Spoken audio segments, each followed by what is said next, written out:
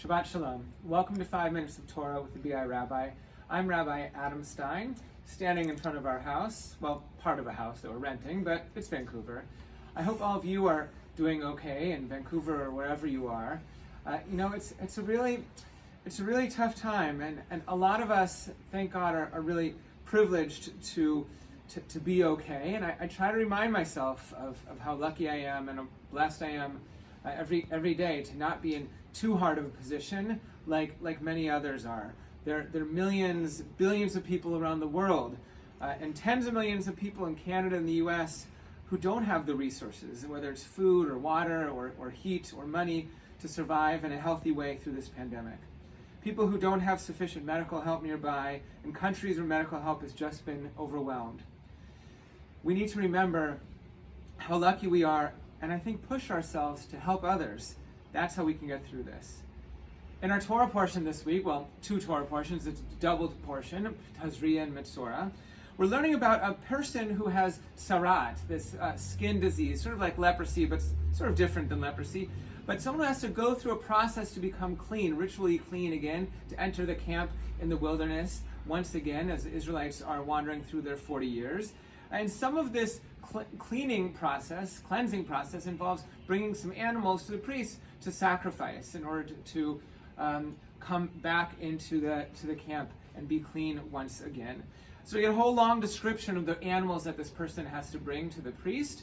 And then the Torah says, if, however, the person is poor and his means are insufficient, he shall take 1 male lamb for a guilt offering, 1/10 of a measure, and it lists all the things that the person should bring.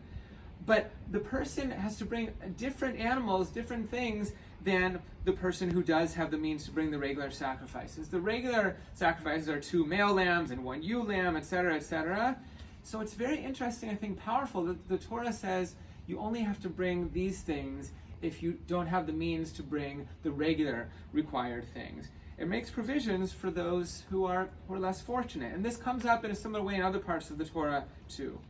In our current pandemic, we don't have people with a skin disease called sarat like in the Torah.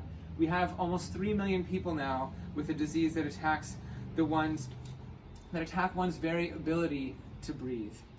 And this disease also does so disproportionately for those with less means, fewer resources. And I was reminded of this when reading something recently in a new news organization called The Correspondent. It was teaching how in Ecuador there are 200,000 people who are domestic workers. 90% of them are women. They don't receive the same social benefits as other workers. So how do they cope? In the US, for example, one's postcode statistically can determine how badly they're impacted by COVID-19.